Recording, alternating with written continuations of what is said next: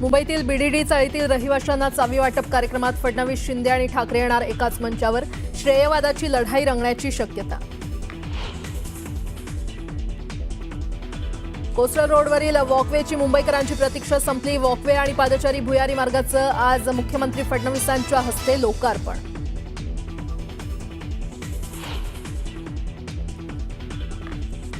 शिवसेना पक्ष आणि चिन्हावरील 20 ऑगस्टला होणारी सुनावणी आता 8 सप्टेंबरला होणार.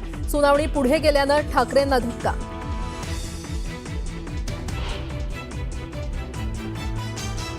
राहुल गांधींच्या जीवाला धोका असल्याच्या प्रकरणी नवीन ट्विस्ट. वकिलांनी सहमतीशिवायच याचिका दाखल केल्याचं काँग्रेसचं स्पष्टीकरण.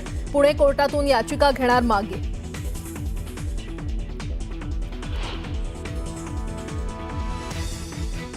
उद्धव ठाकरेंना महायुतीत स्थान नाही. मुख्यमंत्री फडणवीसांचं नेटवर्क 18 कार्यक्रमात मोठं वक्तव्य.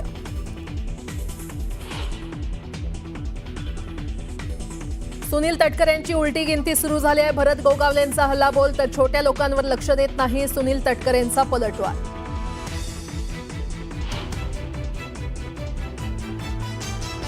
राष्ट्रवादी काँग्रेसचे नेते नवाब मलिकांकडे मुंबई निवडणूक व्यवस्थापन समितीच्या अध्यक्षपदाची धुरा. राष्ट्रवादी काँग्रेस मुंबई महानगरपालिकेची निवडणूक नवाब मलिकांच्या अध्यक्षतेखालील समितीच्या नेतृत्वाखाली लढवणार. छावा संघटनेच्या पदाधिकाऱ्याला मारहाण करणारे राष्ट्रवादी युवकचे माजी अध्यक्ष सूरज चव्हाण यांच्यावर नवी जबाबदारी. सूरज चव्हाण यांना मिळालं प्रदेश सरचिटणीसपद.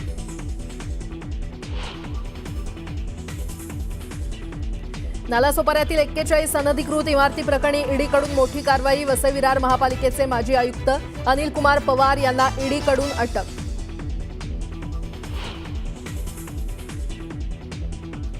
अनेक दिवसांच्या प्रतीक्षेनंतर मुंबईत पावसाचं पुनरागमन. उपनगरासह शहरांमध्ये पावसाची संततधार.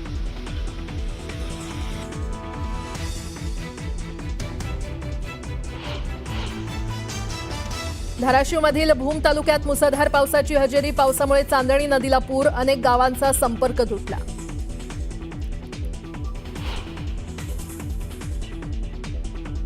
हिमाचल प्रदेश आणि उत्तराखंडमध्ये मुसळधार पावसानं जनजीवन विस्कळीत. कुलू आणि शिमल्यात ढगफुटी तर जम्मूत तावी नदीला आलेल्या पुरात अनेक घरं गेली वाहून.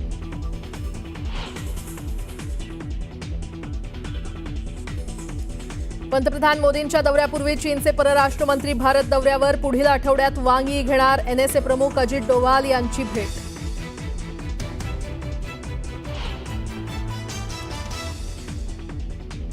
आणि युक्रेनशी युद्ध न थांबवल्यास गंभीर परिणामांना तयार रहा. 15 ऑगस्टला होणाऱ्या बैठकीपूर्वी अमेरिकेचे अध्यक्ष ट्रम्प यांची रशियाला धमकी. करवीर निवासिनी श्री अंबाबाईच्या मूळ मूर्तीचं दर्शन आजपासून पूर्ववत सुरू होतंय. संवर्धन प्रक्रियेनंतर भारतीय पुरातत्व सर्वेक्षण विभागाच्या सूचनेनुसार संवर्धनानंतर 1 दिवस देवीचं दर्शन थांबवण्यात आलं होतं. धाराशिवच्या तुळजाभवानी मंदिरातील गाभारा काढणार असल्याची माहिती ही अफवा असून असा कोणताही निर्णय झाला नसल्याचं जिल्हाधिकारी तथा मंदिर संस्थानचे अध्यक्ष कीर्ती किरण पुजार यांनी स्पष्ट केलं आहे. भुसावळ विभागातील भुसावळ बडनेरा खंडामध्ये आज वाहतूक ब्लॉक घेण्यात येतोय. त्यामुळे या मार्गावरील 4 गाड्या रद्द करण्यात आल्या.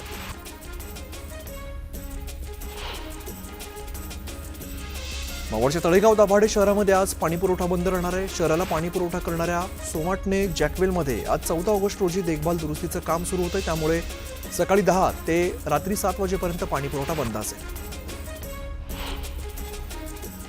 गोंदिया जिल्ह्यातील तब्बल 5,844 धान उत्पादक शेतकरी बोनसच्या प्रतीक्षेत आहेत. गोंदिया जिल्ह्यातील 5,844 शेतकरी बीम पोर्टलने ब्लॉक केलेल्या बोनसच्या प्रतीक्षेमध्ये आहेत. दरम्यान या शेतकऱ्यांचे सातबारे आणि फेरफार तपासल्यानंतर त्यांच्या खात्यामध्ये पैसे वळवण्यात येतील अशी माहिती गोंदियाचे जिल्हा पणन अधिकारी विवेक इंगळेंनी दिली. गोंदियामध्ये विद्यार्थ्यांसाठी स्टुडंट केबीसी शो आयोजित करण्यात आलेला आहे. स्टार इंटरनॅशनल शाळेच्या शिक्षकांनी कॉम्प्युटरवरती ऑनलाईन पद्धतीने विद्यार्थ्यांना प्रश्न विचारले. जिल्ह्याच्या 80 शाळांमधील 400हून अधिक विद्यार्थ्यांनी यात सहभाग घेतला. गोंदिया जिल्ह्यातील आमगाव शहरातील विद्यार्थी आदर्श विद्यालयाद्वारा पोलीस विभागाच्या संयुक्त विद्यमाने नशामुक्त भारत अभियानांतर्गत रॅली करण्यात आली. विद्यार्थ्यांमध्ये जनजागृती व्हावी यासाठी सामान्यतः नागरिकांना सुद्धा याची जाणीव व्हावी याकरता प्रभात फेरीचं आयोजन करण्यात आलं आहे. सांगली महापालिका क्षेत्रामध्ये 15 ऑगस्ट रोजी मटण मांस विक्रीवरती बंदीचे आदेश करण्यात आलेले आहेत. महापालिका आरोग्य विभागाकडून पालिका क्षेत्रात मटण मांस बंदीचा आदेश जारी करण्यात आलेला आहे. दरम्यान महापालिका आयुक्त सत्यम गांधी आणि अतिरिक्त आयुक्त राहुल रोकडेंना या संदर्भात काही माहीत नसल्याचं त्यांनी स्पष्ट केलं. त्यामुळे या आदेशावरून प्रशासनाचा सावळा गोंधळ समोर आला आहे. भुसावळ रेल्वे अतिक्रमणधारकांनी वंचित आघाडीने पालिका प्रशासकीय कार्यालयासमोर मंगळवारपासून ठिय्या आंदोलन सुरू केलंय. 7 वर्ष उलटून सुद्धा अतिक्रमण निर्मूलन कारवाईमध्ये विस्थापित झालेल्या लोकांचं पुनर्वसन करण्यात आलेलं नाही. त्यामुळे अतिक्रमणधारकांनी पालिका कार्यालयासमोर ठिय्या आंदोलन सुरू केलंय. वाशिमच्या वीज वितरणच्या मुख्य कार्यालयासमोर 1 मे 2024ला ध्वजारोहणाच्या कार्यक्रमाला मुख्य अभियंत्यासह 80 कर्मचारी अनुपस्थित होते. या प्रकरणाची तक्रार जिल्हाधिकाऱ्यांकडे करून सुद्धा मागील अनेक महिन्यांपासून केवळ चौकशीचा फार सुरू असून दोषींवरती कारवाई करण्याच्या मागणीसाठी आज वाशिमच्या जिल्हाधिकारी कार्यालयासमोर राष्ट्रध्वज सन्मान समितीच्या वतीने साखळी उपोषण सुरू करण्यात आले.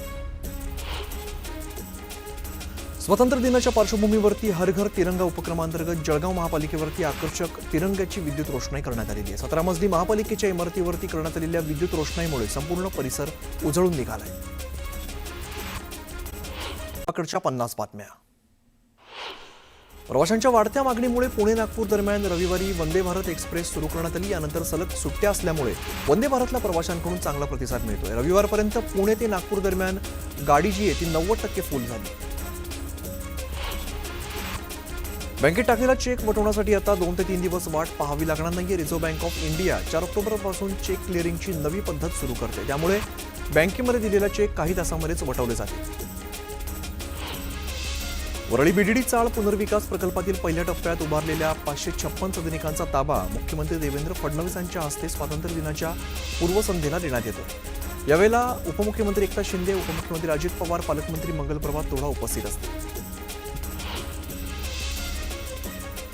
कोस्टल रोड प्रकल्पावरील लोकांना फिरण्यासाठीची मोकळी जागा 4 पादचारी भुयारी मार्ग यांचं लोकार्पण मुख्यमंत्री फडणवीस यांच्या हस्ते आज पार पडतंय.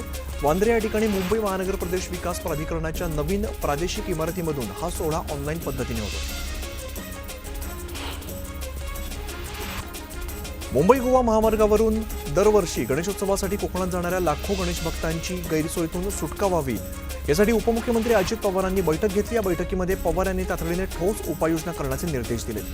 यावेळेला त्यांनी कोलाड ते माणगाव दरम्यानच्या सर्व बायपाससाठी 21 कोटी 90 लाख रुपयांची तरतूद करण्याचा निर्णय घेतला आहे. नवी मुंबई महापालिका परिवहन उपक्रमांतर्गत महिला प्रवाशांसाठी मंत्रालय वर्ल्ड ट्रेड सेंटर मार्गे अटल सेतू मार्गावरून महिलांकरता विशेष वातानुकूलित बस सेवा सुरू करण्यात आलेली आहे. ही बस सेवा आजपासून सुरू होत आहे. सुनावणी दरम्यान बृहन्मुंबई महानगरपालिकेने पक्षीप्रेमींना दिलासा देणारी भूमिका घेतली. आम्ही सकाळी 6 ते सकाळी 8 पर्यंत कबुतरांना काही अटींसह खायला घालण्याची परवानगी देण्यास तयार आहोत असं पालिकानं स्पष्ट केलं होतं. मात्र यावरती न्यायालयानं सुनावलेलं आहे. तुम्ही असे आदेश कसे जारी करू शकता असा सवाल न्यायालयानं उपस्थित केला आहे.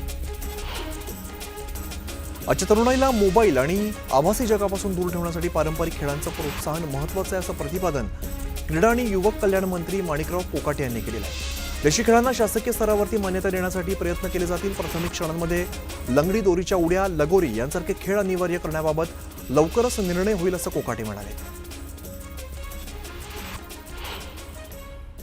आता एक बातमी नागपुरातून येते. नागपुरात रील्सच्या नादामध्ये वाहतूक नियम धाब्यावरती बसवत जीव धोक्यात घालणारा स्टंटबाजीचा व्हिडिओ समोर आलेला होता. यानंतर वाहतूक पोलिसांनी कारवाई केली आणि नागपुरातल्या रामनगर परिसरातील हा व्हिडिओ असल्याचं बोललं जात आहे.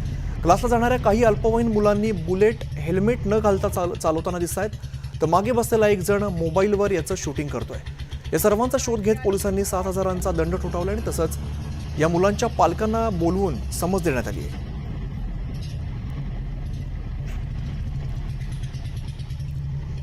आता बघूया उर्वरित वेगवान बातम्या. धाराशिवच्या भूमवाशी तालुक्यामध्ये जोरदार पाऊस कोसळलाय. मुसळधार पावसामुळे चांदणी नदीला पूर आलाय. कांदलगाव, घारगाव, राजुरीसह 4 ते 5 गावांचा संपर्क तुटलाय.